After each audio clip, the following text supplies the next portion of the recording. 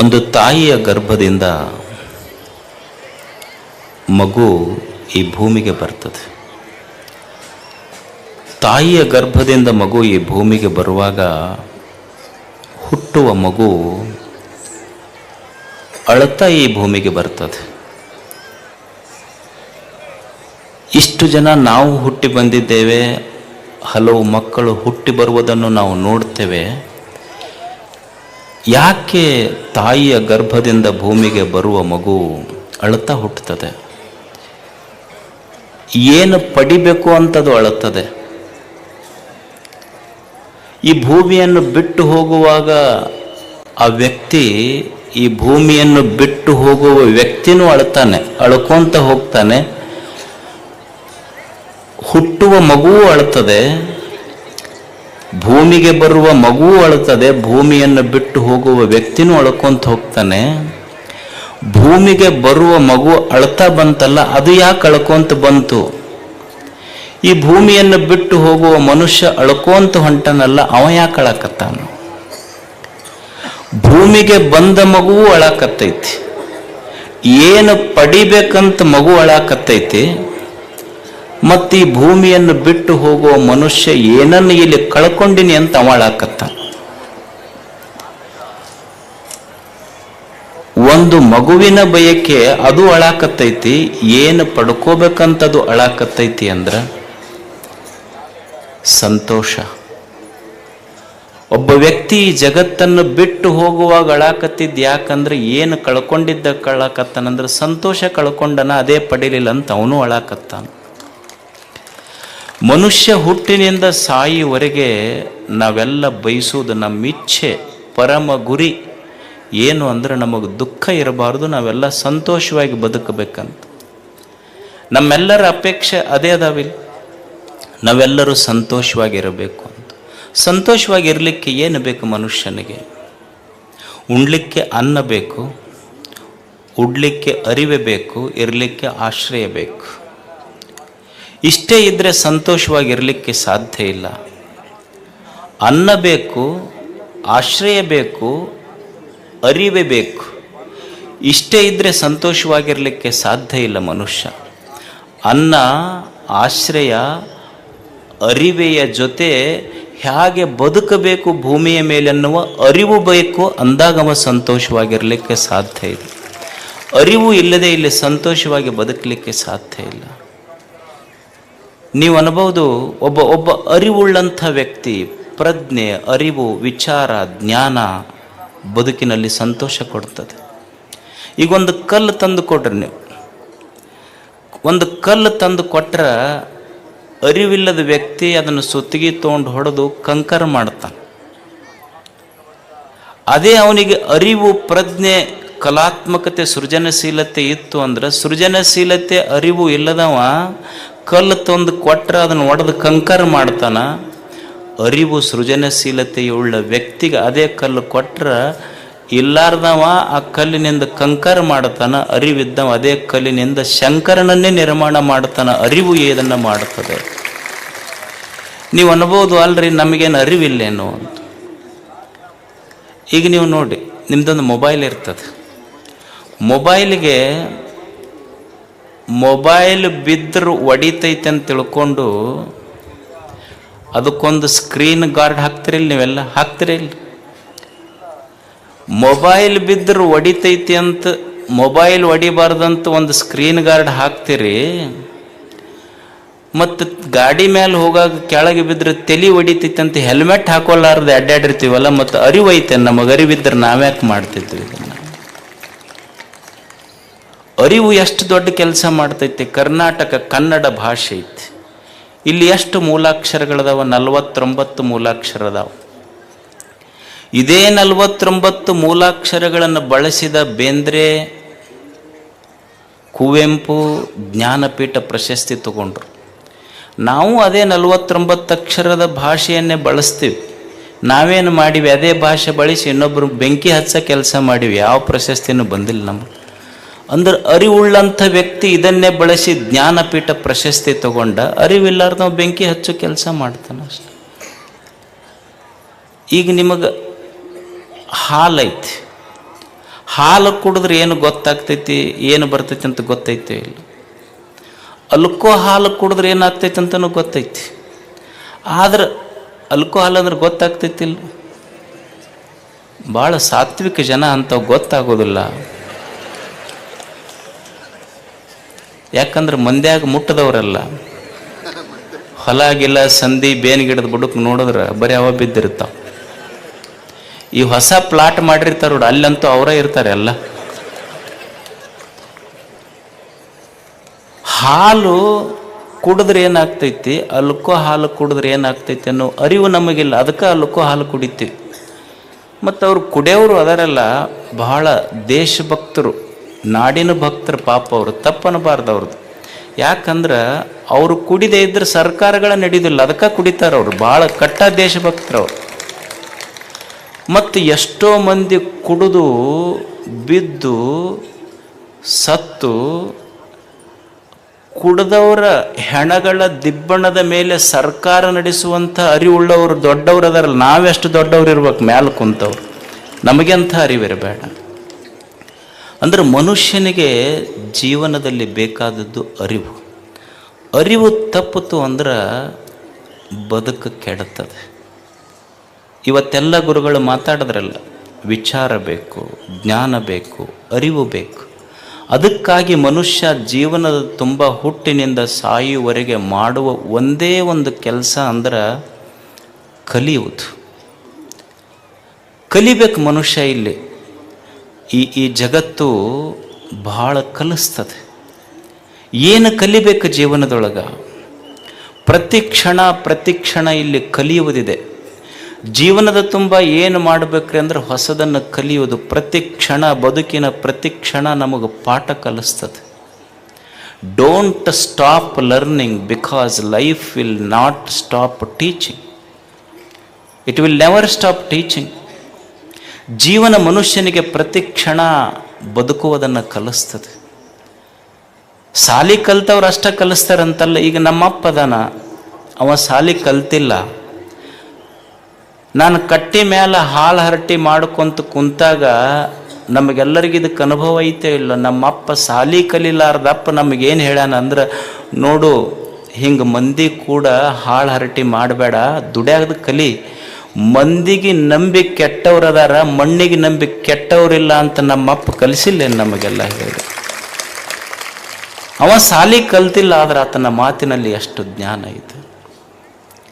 ಜೀವನದೊಳಗೆ ಹಿಂಗೆ ಕಣ್ಣು ತೆರೆದು ಬಿಟ್ಟರೆ ಜಗತ್ತೇ ಒಂದು ಪಾಠಶಾಲೆ ಐತೆ. ಎಲ್ಲನೂ ಕಲಿಸ್ತೈತಿ. ಈಗ ತಾಯಂದಿರದಿರಿ ನೀವು. ತಾಯಂದಿರು ಅಡುಗೆ ಮಾಡ್ತೀರಿ, ಅನ್ನ ಮಾಡ್ತೀರಿಲ್ಲ, ಎದ್ರಾಗ ಮಾಡ್ತೀರಿ? ಕುಕ್ಕರ್ನಾಗ ಮಾಡ್ತೀರಿ. ನಿಮಗೆ ಕುಕ್ಕರ್ ಏನು ಕಲಿಸ್ತೈತಿ ಅಂದ್ರೆ, ನಮ್ಮ ಬುಡಕ ನಮಗೆ ಆಗ್ಲಾರ್ದವ್ರು ಬೆಂಕಿ ಇಟ್ಟರು ಸಹಿತ ಸೀಟಿ ಹೊಡ್ಕೊಂತ ಅಡ್ಡಾಡ್ಬೇಕಂತ ಕುಕ್ಕರ್ ಕಲಿಸ್ತೈತಿ ನಮ್ಮ ಜೀವನ. ನಮಗಾಗ್ಲಾರ್ದವ್ರು ನಮ್ಮ ತಳಕ ಬೆಂಕಿ ಇಟ್ಟರು ಒಟ್ಟು ಸೀಟಿ ಹೊಡ್ಕೊಂತ ಅಡ್ಡಾಡ್ಬೇಕು. ನಾವು ಕುಕ್ಕರ್ ಕಲಿಸ್ತೈತಿ ಮನುಷ್ಯಾಗ. ನೋಡಿ ಕಲಿಬೇಕಷ್ಟೇ ನಾವು. ಈಗ ಮಿಕ್ಸರ್ ಐತಿ. ಮಿಕ್ಸರ್ ಏನು ಕಲಿಸ್ತೈತಿ ನಮಗೆ? ಈಗ ಹೊಟ್ಟೆಗೆ ಎಷ್ಟರ ಸಂಕಟ ಇರಲಿ, ಬಾಯಿ ಮುಚ್ಕೊಂಡು ಕೆಲಸ ಮಾಡೋದು ಕಲಿ ಅಂತ ಮಿಕ್ಸರ್ ಕಲಿಸಿಲ್ಲ ನಮಗೆ. ಕಲಿಸ್ತೈತಿ ಜೀವನ. ಅಂದ್ರೆ ಈ ಜಗತ್ತೈತೆಲ್ಲ, ಜಗತ್ತು ಅಂದ್ರೆ ಇದೊಂದು ಡೊನೇಷನ್ ಇಲ್ಲದ ಪಾಠಶಾಲೆ ಅಂದ್ರೆ ಜಗತ್ತಿದು. ನೀವ್ಯಾರೂ ಡೊನೇಷನ್ ಕೊಡಬೇಕಾಗಿಲ್ಲ. ಶಾಲೆಗಾದ್ರೂ ಡೊನೇಷನ್ ಕೊಡ್ಬೇಕಾಗ್ತೈತಿ, ಫೀಸ್ ಕಟ್ಟಬೇಕಾಗ್ತೈತಿ. ಫೀಸ್ ಇಲ್ಲಾರ್ದೆ ಜಗತ್ತು ಕಲಿಸ್ತೈತಿ. ಈ ನೀವು ಮಕ್ಕಳಿಗೆ ಶಾಲೆ ಕಲಿಸ್ತಿರಲ್ಲ, ಫೀಸ್ ಇಲ್ಲಾರ್ದೆ ಯಾರ ನಾವು ಕಲ್ಸಕ್ಕೆ ಸಾಧ್ಯ ಐತೆ ನಮ್ಮ ಮಕ್ಕಳಿಗೆ ಇವತ್ತು ಶಾಲೆ. ಆದರೆ ಜೀವನ ಹಾಗಲ್ಲ. ಶಾಲೆಯಲ್ಲಿ ಫೀಸ್ ಕೊಟ್ಟ ಕಲಿಬೇಕಾಗ್ತೈತಿ. ಯಾರೋ ಒಬ್ಬರು ಸರು ಒಂದು ಶಾಲೆಯೊಳಗೆ ಒಂದು ಮಗು ಮನೆಗೆ ಬಂತಂತ. ಮನೆಗೆ ಬಂದು ಬಾಯಾರಟ ಮಾಡ್ತಿತ್ತಂತ. ತಾಜ್ ಮಹಲಿನ ಹುಬ್ಬಳ್ಳಿ, ತಾಜ್ ಮಹಲಿನ ಹುಬ್ಬಳ್ಳಿ ಅಂತಂತ. ಅವ್ರ ಅಪ್ಪ ಕೇಳಿ ಸಿಟ್ಟು ಬಂತು. ಯಾರು ಕಲಿಸ್ಯಾರ ನಿನಗೆ ಇದನ್ನು? ನಮ್ಮ ಟೀಚರ್ ಕಲಿಸ್ಯಾರ. ಏನು ಕಲಿಸ್ಯಾರ? ತಾಜ್ ಮಹಲಿನ ಹುಬ್ಬಳ್ಳಿ, ತಾಜ್ ಮಹಲಿನ ಹುಬ್ಬಳ್ಳಿ ಅಂತ. ಅವನಿಗೆ ಸಿಟ್ಟು ಬಂತು. ಅವ್ರ ಮಾಸ್ತರು ಸೀದಾ ಅಪ್ಪ ಶಾಲೆಗೆ ಹೋದ. ಅಲ್ಲ, ಏನಾರ ಕಲ್ಸಕ್ಕೆ ಬರ್ತೈತೇನು ನಿಮಗೆ? ಏನು ಕಲಿಸಿಡಿ? ಅಲ್ಲ ನನ್ನ ಮಗ ಬಂದು ದಿವಸ ಬಾಯ್ಪಾಟ್ ಮಾಡಾಕತ್ತಾನ, ತಾಜ್ ಮಹಲಿನ ಹುಬ್ಳಿ ಅಂತ ಬಾಯ್ಪಾಟ್ ಮಾಡಾಕತ್ತಾನ. ಅಲ್ಲ ನಾವೇನು ತಪ್ಪು ಕಲಿಸಿವೇನು? ಅಲ್ಲ ಗೊತ್ತೈತೆ ನಿಮಗೇನ್ರ ತಾಜ್ ಮಹಲ್ ಎಲ್ಲೈತಿ ಅಂತ? ಅಲ್ಲ ಇವತ್ತೊಂದು ದಿವಸ ಅವ ತಪ್ಪು ಹೇಳ್ಯಾನ, ತಾಜ್ ಮಹಲ್ ಎಲ್ಲೈತಿ ಅಂದ್ರೆ ತಾಜ್ ಮಹಲಿನ ಹುಬ್ಳಿ ಅಂತ ಹೇಳ್ಯಾನ. ಅದಕ್ಕೆ ಬಂದೆಪ್ಪ, ಸಾಲಿಗೆ ಫೀಸ್ ಕಟ್ಟಂತ 10 ಸಲ ಫೋನ್ ಮಾಡಿ ಬಂದಿಲ್ಲ, ನೀ ಫೀಸ್ ಕಟ್ಟ ಮಟ್ಟ ತಾಜ್ ಮಹಲ್ ಹುಬ್ಳ್ಯಾಗ ಇರ್ತೈತಿ, ಕಟ್ಟಿಂದ ಆಗ್ರಕ್ಕೆ ಹೋಗುತ್ತಂದಾವ್. ನೀ ಫೀಸ್ ಕಟ್ಟದ ಮೇಲೆ ಆಗ್ರಕ್ಕೆ ಇರಲಿಲ್ಲ ಅಂದ್ರೆ ಹುಬ್ಬಳ್ಳ್ಯಾಗ ಇರ್ತೈತಿ. ಅದು ಜೀವನ ಇದೊಂದು ಪಾಠಶಾಲೆ ಐತಿ, ಕಲಿಸ್ತೈತಿ. ಜೀವನದಲ್ಲಿ ಸೋಲು ಬರ್ತದೆ, ಬಡತನ ಬರ್ತದೆ, ನೋವುಗಳು ಬರ್ತವೆ, ನಿರಾಶೆಗಳು ಬರ್ತವೆ, ನಿಂದೆಗಳು ಬರ್ತವೆ, ವೈರಿಗಳ ಚುಚ್ಚು ಮಾತುಗಳು ಬರ್ತವೆ.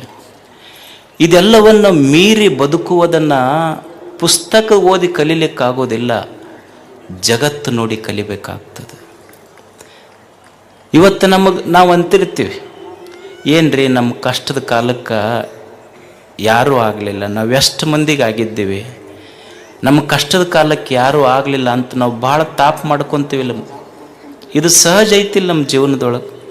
ನಮಗಿದ್ದಾಗ ಎಲ್ಲರೂ ಬಂದರು, ಕಷ್ಟದ ಕಾಲಕ್ಕೆ ಯಾರೂ ಬರಲಿಲ್ಲ ಅಂತ ಮಂದಿಗೆ ಹೀಯಾಳಿಸ್ತೀವಿ, ಮಂದಿ ಬಗ್ಗೆ ಮಾತಾಡ್ತೀವಿ. ಆದರೆ ಸತ್ಯ ಅರ್ಥ ಮಾಡ್ಕೋಬೇಕು. ನಾನು ಸುಖವಾಗಿದ್ದಾಗ, ಸಂತೋಷವಾಗಿದ್ದಾಗ ನನ್ನ ಕೈಯ 10 ಬೆರಳು ಚಪ್ಪಾಳಿ ಹೊಡಿತಾ. ಯಾವಾಗ? ನಾನು ಸಂತೋಷವಾಗಿದ್ದಾಗ. ಆದರೆ ನಾನು ದುಃಖದಾಗಿದ್ದಾಗ 10 ಬೆರಳು ಬರುವುದಿಲ್ಲ, ಕಣ್ಣೀರು ಒರೆಸಕ್ಕೆ ಒಂದೇ ಬೆರಳ ಬರ್ತೈತಿ. ಅಂದಮೇಲೆ ಸಂತೋಷದಾಗಿದ್ದಾಗ ನನ್ನ ಕೈಯನ್ನು 10 ಬೆರಳು ಬಂದು, ದುಃಖದಾಗಿದ್ದಾಗ ನನ್ನ ಕೈಯನ್ನು 10 ಬೆರಳ ನನಗೆ ಬರಂಗಿಲ್ಲ ಅಂದಮೇಲೆ ಮಂದಿ ಬರ್ತಾರನ್ನುವ ನಿರೀಕ್ಷೆ ಯಾಕೆ ಅನ್ನೋದು ಕಲಿಬೇಕು ಮನುಷ್ಯ.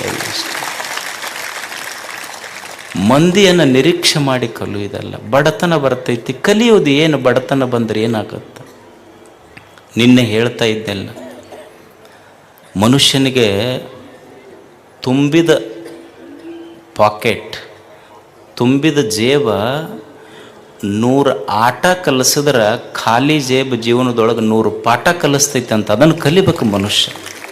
ಸ್ಟೀವ್ ಜಾಬ್ಸ್ ಅಂತಿದ್ದ, ನೀವೆಲ್ಲ ಕೇಳಿರ್ಬೇಕು ಹೆಸರು, ಸ್ಟೀವ್ ಜಾಬ್ಸ್. ಅವ ಹೇಳ್ತಾನೆ, ಮನುಷ್ಯನಿಗೆ ಜೀವನದಲ್ಲಿ ಹಸಿವು ಮತ್ತು ಬಡತನ, ಹಸಿವು ಮತ್ತು ಬಡತನ ಏನು ಪಾಠ ಕಲಿಸ್ತಾವಲ್ಲ, ಇದು ಯಾವ ವಿಶ್ವವಿದ್ಯಾಲಯವೂ ಕಲಿಸೋದಲ್ಲಂತ. ಅಂಥ ಪಾಠ ಬಡತನ ಕಲಿಸ್ತದೆ, ಇರ್ತದೆ. ಏನು ವೈರಿಗಳು ಬರ್ತಾರೆ ಜೀವನದಲ್ಲಿ, ಇರುವುದಿಲ್ಲೇನು? ನಮಗೆ ಭಾಳ ಮಂದಿ ವೈರಿಗಳದಾರೆ. ನಮ್ಮ ಮನೆ ಮಗ್ಗಲ್ದವ್ರು ವೈರಿಗಳದಾರ, ನಮ್ಮ ಓಣ್ಯಾಗ ವೈರಿಗಳ. ಏನು ಮಾಡವ ನೀನು ಅವ್ರನ್ನ ತಗೊಂಡು? ಅಲ್ಲ, ಕಲಿಬೇಕಾದದ್ದು ಏನಂದ್ರೆ, ಆತ ಒಬ್ಬ ವೈರಿ ಅದಾನಂತ ತಿಳ್ಕೊಂಡು 100 ಮಂದಿ ವೈರಿಗಳದಾರ ಅಂತ ತಿಳ್ಕೊಂಡು ಏನು ಹೋಗಿ ಅವ್ರು ತಲೆ ತೆಗಿಯೋಕ್ಕಾಗತ್ತಾ? ನಮಗೆ ಕಲಿಯುವುದೇನು ಜೀವನದಲ್ಲಿ ಅಂದ್ರೆ, ನನಗೆ ಭಾಳ ಮಂದಿ ವೈರಿಗಳದಾರ ಅಂತ ತಿಳ್ಕೊಂಡು ಹುಡುಕ್ಯಾಡಿ ವೈರಿಗಳ ತಲೆಯನ್ನು ತೆಗೆಯೋದಲ್ಲ, ನನ್ನ ತಲೆಯಿಂದ ವೈರಿಗಳನ್ನು ತೆಗೆದು ಬಿಟ್ರೆ ಅದು ಜೀವನ ಸಾರ್ಥಕ ಅಷ್ಟೇ. ವೈರಿಗಳನ್ನು ತೆಗೆಯುವುದಲ್ಲ, ನನ್ನ ತಲೆಯಾಗಿಂದ ವೈರಿಗಳನ್ನು ತೆಗೆದು ಬಿಡೋದಷ್ಟೆ. ಕಲಿಯುವುದಿಲ್ಲ. ಮಂದಿ ಭಾಳ ನಮಗೆ ನಿಂದ ಮಾಡ್ತಾರೆ, ಮತ್ತು ಮಾಡ್ತಾರೆ ಪಾಪ. ಎಲ್ಲ ಪುಕ್ಕಟೆ ಇವೆಲ್ಲ ಸಿಕ್ಕಾವ, ಮತ್ತು ಅವೇನು ಉದ್ಯೋಗ ಖಾತ್ರಿ ಬರ್ತಾವ, ರೊಕ್ಕ ಬಿಡ್ತೈತಿ, ಕೆಲಸ ಏನೈತೆ ಅವ್ರಿಗೆ? ನೀವು ಒಂದು ನೆನಪಿಟ್ಕೊಂಡವ್ರಿ, ಹೋಗಾಗ ಊರು ಮುಂದಿನ ಬಾವಿ ಮುಚ್ಚಬಹುದು, ಊರು ಮಂದಿ ಬಾಯಿ ಮುಚ್ಚಕ್ಕಾಗೋದಿಲ್ಲ, ತಿಳ್ಕೊಂಬಿಡ್ರಿ ಅಷ್ಟೆ. ಊರು ಮುಂದಿನ ಬಾವಿ ಮುಚ್ಚಬಹುದು, ಊರು ಮಂದಿ ಬಾಯಿ ಮುಚ್ಚಕ್ಕಾಗೋದಿಲ್ಲ.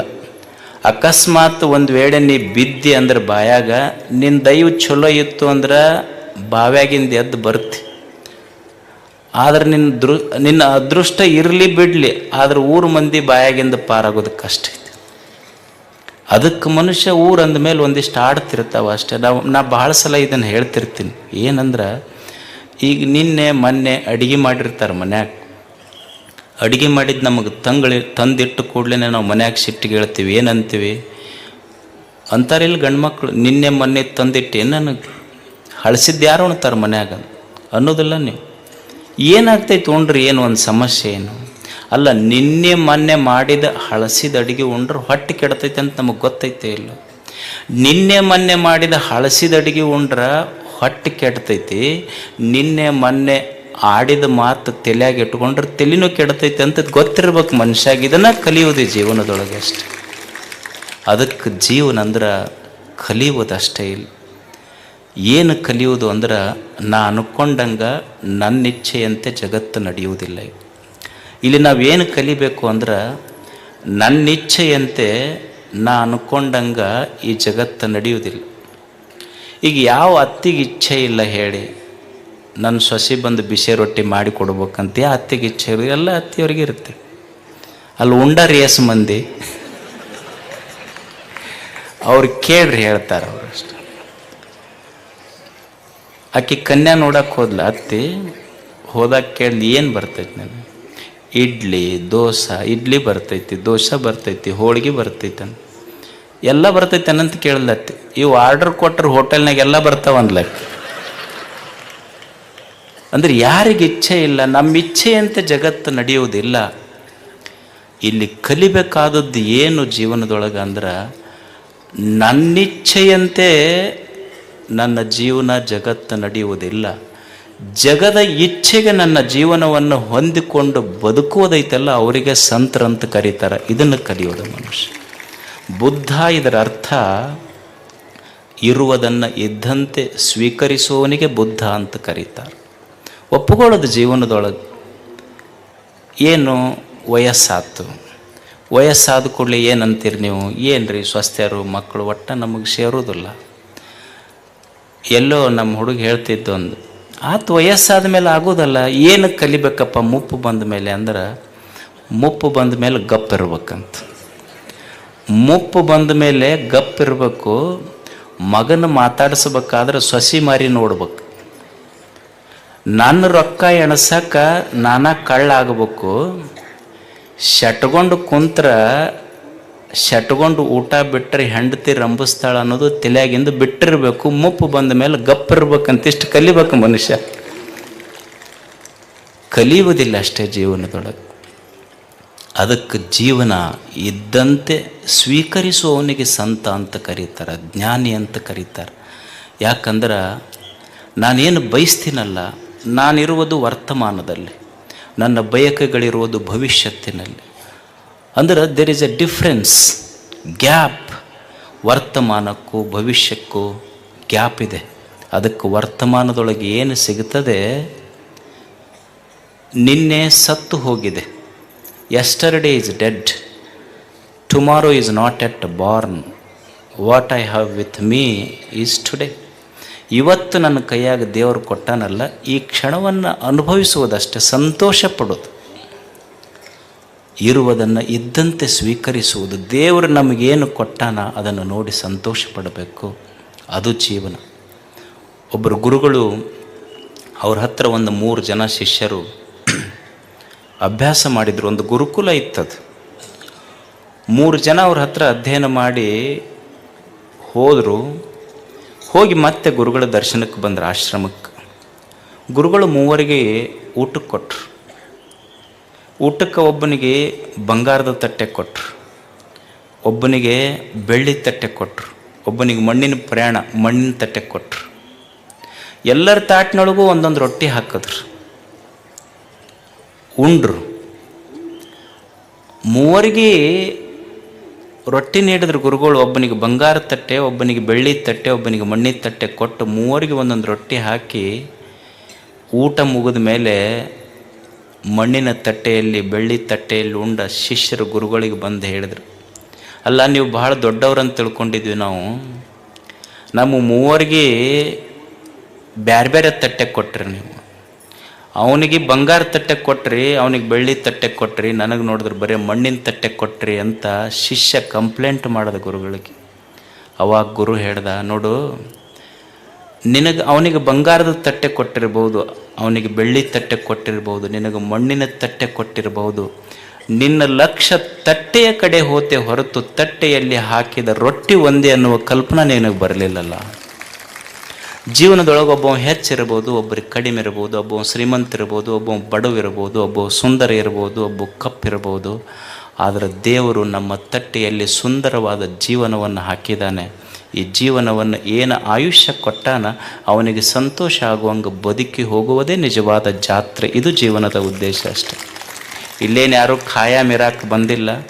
4 ದಿವಸ ಇರ್ತೀವಿ, ಇರೋದ್ರಾಗ ಚಂದ ಹೊಂದ್ಕೊಂಡು ಎಲ್ಲರೂ ಕೂಡ ಇದ್ದು ಹೊಂದ್ಕೊಂಡು ಹೋಗೋದಷ್ಟೇ. ಕಲಿಯೋದು ಈಗ ಶಾಲ್ಯಾಗ ಕಲಿಸ್ತಾರೆ, ಇಲ್ಲಿ ನಿಮಗೆ ವ್ಯಾಕರಣ ಕಲಿಸ್ತಾರೆ. ವ್ಯಾಕರಣದಾಗ ಏನು ಕಲಿಸ್ತಾರೆ ಹೇಳ್ರಿ? ಹೊಂದಿಸಿ ಬರೆಯಿರಿ ಅಂತ ಕಲ್ತಿರೇ ಇಲ್ಲ. ಹೊಂದಿಸಿ ಬರೆಯಿರಿ ಅಂತ ಕಲಿಸ್ತಾರೆ. ಏನು ಕಲಿಸ್ತಾರೆ ಅಂದ್ರೆ ಇಲ್ಲೊಂದು ಲೈನ್ ಕೊಟ್ಟಿರ್ತಾರೆ, ಅದು ಎ ಇಟ್ಟು ಇದು ಒಂದಿರ್ತೈತಿ, ಆ ಕಡೆ 5ನೇ ನಂಬರ್ದು ಕೆಳಗೆ ಇಟ್ಟಿರ್ತಾರೆ. ಅಂದ್ರೆ 5ನೇ ನಂಬರ್ದು ಇಲ್ಲಿ 1ನೇ ನಂಬರ್ ಇತ್ತಂದ್ರೆ ಅದು ಕೂಡ್ತೈತಿ. ಅದು ಹೊಂದಿಸಿ ಬರೆದ್ರೆ ಪದಕ್ಕೆ ಅರ್ಥ ಬರ್ತೈತಿ, ಹೊಂದ್ಕೊಂಡು ಬದುಕಿದ್ರೆ ಜೀವನಕ್ಕೆ ಅರ್ಥ ಬರ್ತೈತಿ ಅಂತ ಕಲೀಲಿ ಅಂತ ಹೊಂದಿಸಿ ಬರೆಯಿರಿ ಕಲಿಸ್ಯಾರ ಅವರು. ಅದಕ್ಕೆ ಜೀವನದಲ್ಲಿ ಕಲ್ಕೊಂತ ಯಾರು ಕೂಡ ದ್ವೇಷ ಕಟ್ಕೊಂಡು ಇನ್ನೊಬ್ಬರಿಗೆ ಟೀಕೆ ಮಾಡಿ ಏನೂ ಕಲಿಯೋದಿಲ್ಲ, ಸಾಧಿಸುವುದೂ ಇಲ್ಲ. ಇರುವಷ್ಟು ದಿವಸ ಸಂತೋಷವಾಗಿ ಇನ್ನೊಬ್ಬರ ಮನಸ್ಸಿಗೆ ನೋವು ಮಾಡದಂಗೆ ಚಂದ ಕಾಯಕ ಮಾಡ್ಕೊತ ಬದುಕೋದೇ ನಿಜವಾದ ಜೀವನದ ಸಾಧನೆ ಅನ್ನುವಂಥ ಮಾತು ಹೇಳಿ, ಪ್ರತಿ ಕ್ಷಣ ಏನು ಜೀವನ ಕೊಟ್ಟಾನಲ್ಲ ಅವನನ್ನು ನೆನೆಸಿ ಬದುಕೋದಷ್ಟೇ. ಈಗ ನೀವು ಹಳ್ಳಿ ರೈತರದಿರಿ, ಹಳ್ಳಿ ರೈತರಿಗೆ ಅನುಭವ ಇರ್ತೈತಿ. ಹಳ್ಳಿ ರೈತ ಹೊಲಕ್ಕೆ ಗಳೆ ನೇಗಿಲು ಹೊಡ್ಯಕ್ಕೆ ಹೋಗ್ತಾನೆ. ಹೋಗುವಾಗ ಒಂದು ಬುತ್ತಿ ಇರ್ತೈತಿ, ಬುತ್ತಿ ಕಟ್ಕೊಂಡು ಹೋಗಿರ್ತಾನೆ. ಬುತ್ತಿ ಕಟ್ಕೊಂಡು ಹೋಗಿ ಅದನ್ನು ಬೇನಿಗಿಡದ ಬುಡಕ್ಕಿಟ್ಟು ಬುತ್ತಿ ಇಟ್ಟು ತಾನು ಗಳೆ ನೇಗಿಲು ಹೊಡ್ಯಕ್ಕೆ ಹೋಗ್ತಾನೆ. ನಾಯಿ ಬುತ್ತಿ ಮುಂದೆ ಕುಂತಿರ್ತೈತಿ, ಕಾಗಿ ಆ ಬುತ್ತಿ ತಿನ್ನಕ್ಕೆ ಬಂದಿರ್ತಾವ. ಅದು ಬಂದು ಬುತ್ತಿ ತಿನ್ನಕ್ಕೆ ಕಾಗಿ ಬುತ್ತಿ ತಿನ್ನಕ್ಕೆ ಬಂತು ಅಂದ್ರೆ ನಾಯಿ ಏನು ಮಾಡ್ತೈತಿ ಅಂದ್ರೆ ಆ ಕಾಗಿಗೆ ಬೊಗಳಿ ಓಡಿಸ್ತೈತಿ. ಏನೂ ತಿಳುವಳಿಕೆ ಇಲ್ಲದ ನಾಯಿಗೆ ಗೊತ್ತೈತಿ ಏನಂದ್ರೆ ಇದು ಬುತ್ತಿ ನನ್ನ ಮಾಲಕ್ಕಂದು ಅಂತ. ಹಂಗೆ ನಮಗೆ ಗೊತ್ತಿರಬೇಕು, ತಟ್ಟಿಯೊಳಗೆ ಬಿದ್ದ ಪ್ರತಿ ತುತ್ತೈತೆಲ್ಲ ಇದು ನಂದಲ್ಲ, ಕೊಟ್ಟ ಮಾಲೀಕ ಮ್ಯಾಲದನ ಅನ್ನೋ ಕಲ್ಪನೆಯಿಂದ ಬದುಕೋದಷ್ಟೆ. ಹಾಗೆ ಬದುಕುವುದಷ್ಟೇ. ಆ ಬದುಕನ್ನು ಕಲಿಸುವುದಕ್ಕಾಗಿ ಇಷ್ಟೆಲ್ಲ ಸಂತರು, ಶರಣರು, ಪೂಜ್ಯರು ಬಂದಾರ. ಅವರಿಂದ 2 ಒಳ್ಳೆಯ ನುಡಿಗಳನ್ನು ಕಲಿತು ನೆನಪಿಟ್ಟುಕೊಂಡು ಹೋಗೋದು. ಅವು ಇವು ನೆನಪಿಟ್ಕೋಬೇಡ್ರಿ, ಇಂಥವೆರಡು ನೆನಪಿಟ್ಟುಕೊಂಡು ಹೋದ್ರೆ ಜೀವನ ಸಾರ್ಥಕ ಆಗ್ತದೆ. ಅದಕ್ಕೆ ಇದೊಂದು ಅದ್ಭುತವಾದ ಜಾತ್ರೆ ವರ್ಷದಿಂದ ವರ್ಷಕ್ಕೆ ನಡೀತಾ ಇದೆ. ಇದು ಹೆಂಗೆ ನಡೀತೈತಿ ಅಂದ್ರೆ ನೋಡಿರಿ, ನಾವೆಲ್ಲ ಕುರ್ಚಿ ಮೇಲೆ ಕುಂದ್ರಸ್ಯಾರ, ನೀವೆಲ್ಲ ಚಂದ ಇಷ್ಟು ವೇದಿಕೆ ಮೇಲೆ ಚಲೋ ಕಾರ್ಯಕ್ರಮ ನೋಡಕತ್ತೀರಿ. ಆದ್ರೆ ನಾವು ಕುಂತು ಮಾಡೀವಿ ಅಂದ್ರೆ ಜಾತ್ರೆ ಆಗಿಲ್ಲ. ಇಷ್ಟೆಲ್ಲ ಆಗಲಿಕ್ಕೆ ಎಷ್ಟೋ ಕಾಣದ ಕೈಗಳು. ಇವತ್ತೆಷ್ಟೋ ಜನ ದಾಸೋಹದೊಳಗೆ ಅವ್ರ ಕಾರ್ಯಕ್ರಮಕ್ಕೆ ಬಂದಿಲ್ಲ, ಆದರೆ ನೀವು ಬರ್ತೀರಿ ಅಂತ ತಿಳ್ಕೊಂಡು ನಿಮಗೆ ಅಡುಗೆ ತಯಾರು ಮಾಡಕತ್ತಾರಲ್ಲ, ಅವರು ನಿಜವಾದ ಸೇವೆ ಅವ್ರದ್ದು ದೊಡ್ಡದಿತ್ತು. ಮತ್ತು ಯಾರೋ ಕಟ್ಟಿಗೆ ಒಡೆದು ಕೊಟ್ಟಾರ, ರೊಟ್ಟಿ ಕೊಟ್ಟಾರ, ಯಾರ ಹೆಸರು ಗೊತ್ತಿಲ್ಲ, ಹೆಸರಿಲ್ಲದಂಗೆ ಸೇವಾ ಮಾಡ್ಯಾರಲ್ಲ. ಗವಿಸಿದ್ದೇಶ ಹೆಸರಿಲ್ಲದೆ ಸೇವಾ ಮಾಡಿ ಈ ಜಾತ್ರೆಯನ್ನು ನಡೆಸಲಿಕ್ಕೆ ಕಾರಣೀಭೂತರಾದಂಥ ಪ್ರತಿಯೊಂದು ಜೀವಕ್ಕೂ ಗವಿಸಿದ್ದನ ಕೃಪಾ ಸದಾ ಇರಲಿ. ತಾವೆಲ್ಲ ಈಗ ಮದ್ದು ಸುಡೋದು ನಡೀತೈತಿ, ಸಾವಕಾಶವಾಗಿ ಹೋಗ್ರಿ, ಏನೂ ಅವಸರ ಮಾಡಬೇಡ್ರಿ. ನಾ ಬರ್ತೀನಿ, ಯಾಕಂದ್ರೆ ಹಿಡಿಬೇಕು. ಊರಿಗೆ ಹೋಗೋರದಿರಿ, 2 ವೀಲರ್ನವ್ರು ಹೋಗ್ತೀರಿ, ಚಕ್ಕಡಿಯವ್ರು ಹೋಗ್ತೀರಿ, ಸಮಾಧಾನದಿಂದ ಹೋಗಿ. ನನ್ನ ಪ್ರಾರ್ಥನಾ ಅದು ಉಳಿದಿದ್ದೇನು ಇಲ್ಲ. ಯಾಕಂದ್ರೆ ನೀವು ಸಂತೋಷವಾಗಿರ್ಬೇಕು. ನಿಮ್ಮ ಮುಖದ ಮೇಲಿನ ಸಂತೋಷವೇ ನಮ್ಮ ಸಂತೋಷ ಅಷ್ಟೆ. ಅದಕ್ಕೆ ಸಮಾಧಾನದಿಂದ ಹೋಗ್ರಿ, ಪ್ರಸಾದ ಮಾಡಿರಿ, ತಮಗೆಲ್ಲ ಒಳ್ಳೆಯದಾಗಲಿ ಅಂತ ಹಾರೈಸಿ ನಮ್ಮ ಮಾತುಗಳನ್ನು ಮುಗಿಸ್ತಾರೆ. ಶರಣ ಬಾಯವ್ ನಿಂದೊಂದು ಬಾಕಿ ಇತ್ತಪ್ಪ. ನೀ ಬರಲಿಲ್ಲ ಅಂದ್ರೆ ನಮ್ಮ ಜಾತ್ರೆನೇ ಮುಗಿಯಲ್ ಬಾ. ಈಗ ನನಗಿಂತ ನಿನ್ನ ಫ್ಯಾನ್ಸ್ ಬ್ಯಾಳ ಅದಾರ ಈಗ ಯೂಟ್ಯೂಬ್ನಾಗ. ಬಾ ಅಲ್ಲಿ ಅಜ್ಜರಿಗೆ ಮಾಡ, ಒಂದ ತಂದೆಯಲ್ಲಿ ಇಬ್ಬರಿಗೆ ಹೆಂಗಾಕೈತಿ? 2 ಅದಾವ, ಅಲ್ಲಿ ಮಾಡ, ಅಜ್ಜರಿಗೆ ಮಾಡ.